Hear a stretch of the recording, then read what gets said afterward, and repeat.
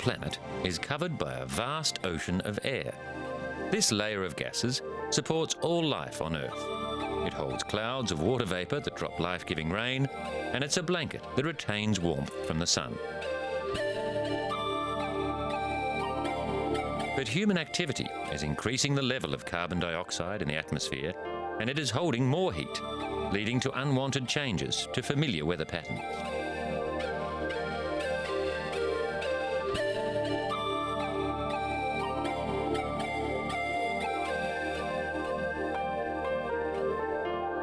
The atmosphere is really a very fine layer covering the Earth. In proportion, the skin of an onion is thicker.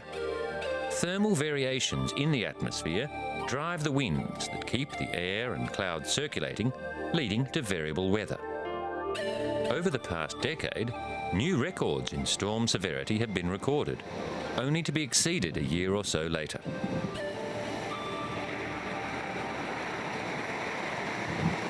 More than 40,000 thunderstorms occur around the world each day. In the United States, where accurate weather records have been kept for around 200 years, experts have noted an increase in the frequency as well as the severity of storms.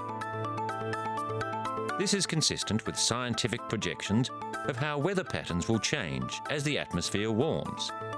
The increase in temperature means clouds hold more moisture that leads to heavier downfalls and increased risk of flooding.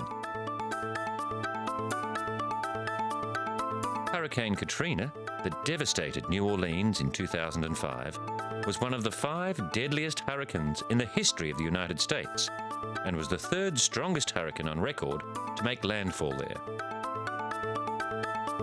Meteorologists are desperately trying to understand how changes to the climate will unfold. The UMetSat headquarters coordinates information from a new satellite system designed to track global climate change. The weather satellites, constructed and tested at Darmstadt in Germany, deliver greater details on weather changes, as well as trace gases and moisture profiles within the atmosphere. The satellites monitor the world to give weather organisations more information and also act as an early warning system when extreme weather patterns are developing. Since its launch in 2006, Meteosat 8 has been providing atmospheric data, along with sea surface temperatures and sea ice concentrations. It can accurately measure temperatures at different levels in the atmosphere and represents a breakthrough in the global monitoring of the climate. The lack of observational coverage in the Pacific Ocean and continents of the Southern Hemisphere has led to the increasingly important role for polar orbiting satellites, able to overfly every part of the Earth. These polar orbiting satellites are able to observe the atmospheric system with microwave sensors that provide improved coverage of the stratosphere. Microwaves penetrate clouds that block visible and infrared observations, and they can probe the interior of clouds. Another satellite is monitoring wind direction. It uses a laser system to measure currents in the atmosphere. It will provide accurate wind profiles for the entire planet, including remote areas lacking any ground-based weather station. Updrafts in storm cells generate huge amounts of static electricity we know as lightning. About 10% of storms feature an overabundance of moisture in the lower atmosphere, which feeds an updraft with such vigour that it becomes greatly magnified and begins to rotate. In the most extreme cases, these can become tornadoes. These supercell storms can maintain an intense, steady state for many hours and actually exert control over the surrounding environment rather than being affected by it. The frequency of such extreme weather events is not only increasing, but tornadoes are occurring over a broader range. What were regarded as freak conditions are part of a new normality, and scientists are filling the skies with more complex monitoring satellites to help deliver more accurate weather forecasts.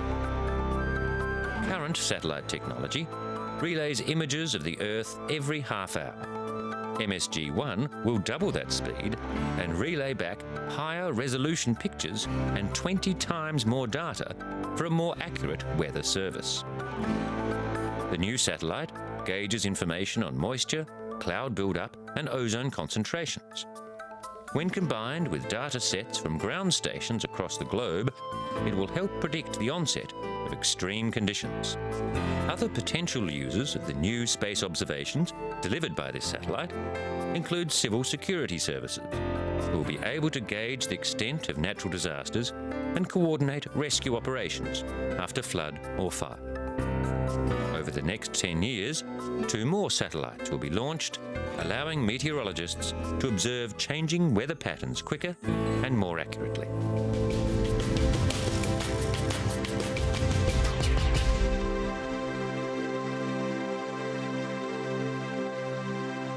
The extreme north and south of the planet are registering the most obvious changes due to global warming.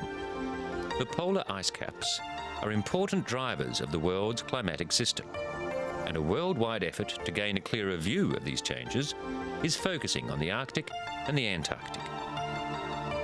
The International Polar Year is a scientific program which will actually run over 2 years. One particular group is based in Iceland and Greenland.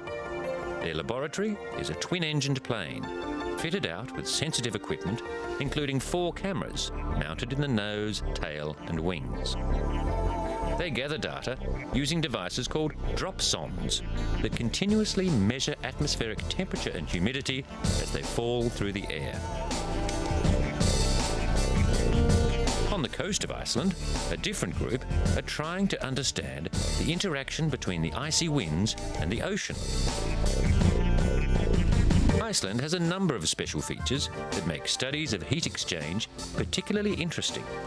There is a great deal of geothermal and volcanic activity in the country, and much of the nation's power comes from geothermal power stations.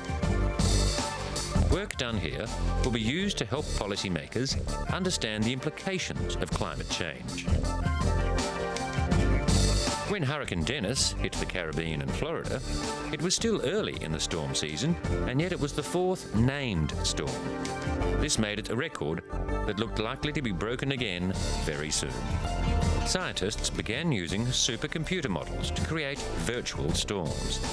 With increased air and ocean temperatures, the region can expect more severe storm activity more frequently. More accurate verification of global wind speeds will be available when the Aeola satellite is deployed. From a sun-synchronous orbit, it will look at a cross-section of the atmosphere. Its microwave sensors will be able to measure wind speeds through the atmospheric column. We realise that the atmosphere has no geographic boundaries. Airborne industrial waste in one area can fall as acid rain in forests thousands of kilometres away. Changes in the atmosphere can be studied in great detail from an airborne observatory, so American and Canadian scientists teamed up to study greenhouse gases in the remote northern latitudes of Canada. The Atmospheric Boundary Layer Experiment was the 3rd in a series of NASA-sponsored research expeditions. The aim was to study major ecosystems around the world to better understand the dynamics of the atmosphere. With the help of McGill University, a ground-based site was chosen in northern Quebec that featured forest and wetlands environments. Researchers built a 30-metre tower at the forest site to sample atmospheric chemistry and collect meteorological data. Meanwhile, at the nearby wetlands, NASA biospherics researchers spent countless hours measuring gases given off by these grass-like sedges.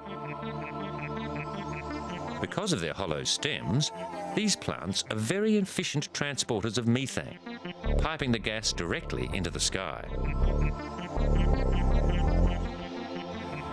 Balloon sondes track local winds, temperatures and humidity, and an Electra aircraft flew repeated missions over the sites. 7 experiments took air samples and measured various chemical concentrations.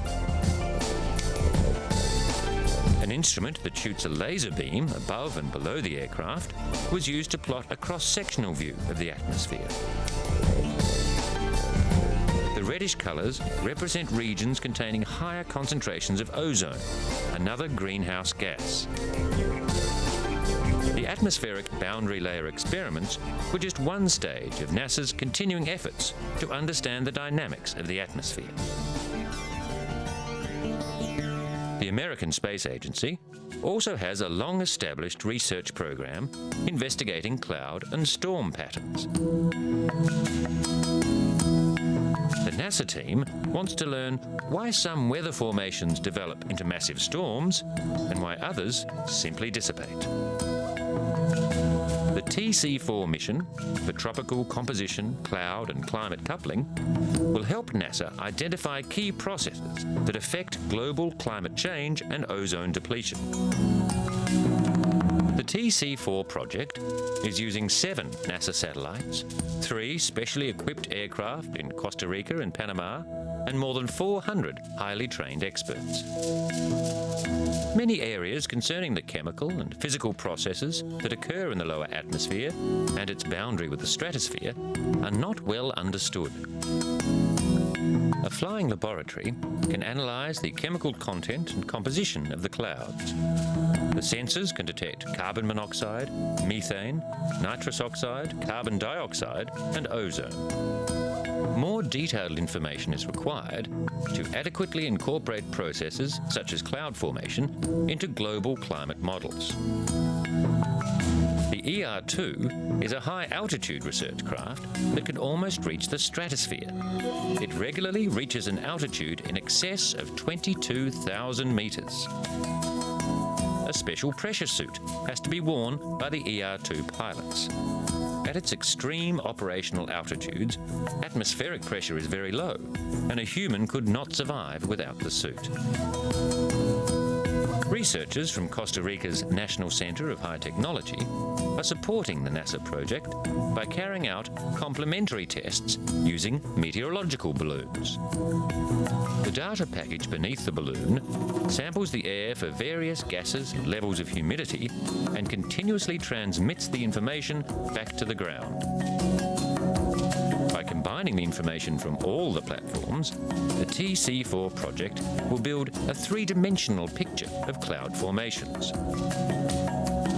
Converting all the richness and complexity of the Earth's varied environments into a computer simulation that will behave the same way as the planet itself is a difficult and inexact task. Extreme weather events can be predicted with varying degrees of accuracy, but to simulate what will happen to the Earth's climate over the coming decades is extremely complicated. An Anglo-Japanese computer, known as the Earth Simulator, is 40 times faster than any comparable machine in operation. By entering different variables, scientists can see the possible long-term effects of climate change as it may develop. A view emerging is that global warming could ultimately trigger another ice age, plunging the world into conditions that existed 20,000 years ago. What is certain is that carbon dioxide from the burning of fossil fuels is holding more warmth in the atmosphere. In the short term, this seems to be changing weather patterns, and we are experiencing more extreme storms, droughts, and heat waves. Parts of the planet are more vulnerable. Coastal regions have always been subject to flooding, but extreme weather events are already taking a heavy toll in densely populated areas of Burma, Bangladesh, and India.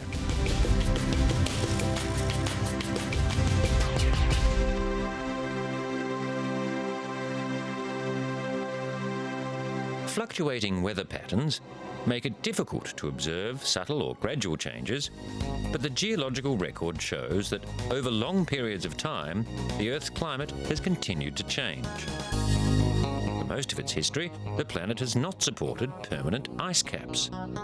Currently, we're in one of the Earth's cool periods. 20,000 years ago, during the Ice Age, the Earth was at the peak of one of these periods. How rapidly is the global climate changing, and how are we contributing to the effect?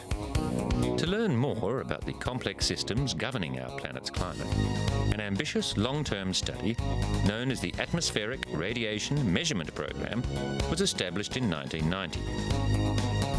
It involves an international team of atmospheric specialists and an array of monitoring equipment at 3 locations in vastly differing climatic zones. Human activity is putting increased levels of greenhouse gases into the atmosphere. Current uncertainties about radiation-cloud interactions affect our ability to understand the implications of these increasing concentrations of greenhouse gases. For decades, scientists have been using computer models to help predict weather patterns. But predicting changes in climate over centuries is more demanding than plotting changes in the weather over several days. Computers make it possible to experiment with causes and effects in the atmosphere, but it was clear that experts simply did not have enough information to make computer climate modelling reliable. An understanding of clouds is fundamental to understanding the balance between the energy that comes in from the sun and what reflects back out into space. Climatologists still do not know when, where, and why different types of cloud form and how much energy they reflect or absorb. The team of scientists that were gathered together in 1990 to launch the Atmospheric Radiation Measurement Program devised a systematic plan. The aim was to improve our knowledge of climate and climate change and to develop a more accurate prediction capability. 3 semi-permanent facilities were established at strategic locations around the globe, and new monitoring equipment was designed and developed. A climate observatory was established on the prairies in the American state of Oklahoma. Known as the Southern Great Plains site, it is ideal because of its wide variety of cloud types. The area's extremely flat aspect means that measurements are uncomplicated. Features like mountain ranges and large bodies of water have localized effects that can skew data. This site houses the largest group of remote sensing atmospheric instruments in the world. From a meteorological point of view, it is the most closely observed place on the globe. The tropical Western Pacific has sea surface temperatures of around 28 degrees Celsius, the warmest in the world. These warm waters pump an enormous amount of moisture into the atmosphere, an important factor for the global climate system. For this reason, a second climate monitoring observatory was set up on Papua New Guinea's Manus Island in 1996. The ARM program employs local scientists to carry out the day-to-day work of the Climate Observatory and to maintain the equipment. A second site was set up on Nauru in 1998, and in 2001, work began on adding a third site in Darwin, Australia, to support the first 2. The clouds that form in this region extend to great heights, breaking off at the top to form cirrus clouds or ice shields that can actually warm the surface of the Earth. The tropics are where most of the energy enters the planet, and the polar regions where most of the energy is lost. A third atmospheric observatory is centered at Barrow, on the north coast of Alaska, just inside the Arctic Circle. Here, ice and snow are the predominant forms of condensed water for most of the year. They scatter, transmit, and absorb sunlight and radiant heat very differently to liquid water. The major pumps for the global ocean currents are at high latitudes. There is good reason to believe that those pumps will be affected by climate-related changes in the atmosphere. In summer, the tundra absorbs more of the sun's energy. There is very little water vapour in the air, changing the impact of the atmosphere on the propagation of radiant energy. To collect the information needed for an accurate global climate model, new techniques had to be pioneered and new instruments developed. Before ARM, scientists were accustomed to gathering meteorological data from satellites, but detailed information from the ground had only been collected over relatively short periods. Several times a year, the ARM program has what are known as intensive operation periods, when the frequency of operations increases and specialised equipment is brought into play. During this intensive operation period, NASA is working with the ARM program. This G1 aircraft has been fitted with special sensors that can detect minute quantities of aerosol in the upper atmosphere. The plane also carries radiometers to collect yet more data about radiation transfer in the atmosphere. The increased rate of activity during these periods adds a broader base to the information collected. Scientists can get a bigger picture of the way all the varied factors affecting climate interact. Another unique feature of the ARM program is the use of unmanned aerospace vehicles, known as UAVs. The need for flight durations in excess of 24 hours and altitudes up to 20 kilometres means the use of conventional aircraft is not feasible. With two UAVs flying exactly the same course at exactly the same time, one above the cloud mass and one below, scientists have gathered the most precise figures about energy absorption of clouds yet. Managing the huge amounts of data gathered is not easy. The information is collected at a data centre and archived. Every day, this archive receives 2,000 to 3,000 files containing around 100 gigabytes of data. This material is accessible to the entire scientific community. The sun is the source of all our energy. It drives the wind and the ocean currents in an intricate global system. Scientists are only just beginning to understand how complex this dynamic system really is.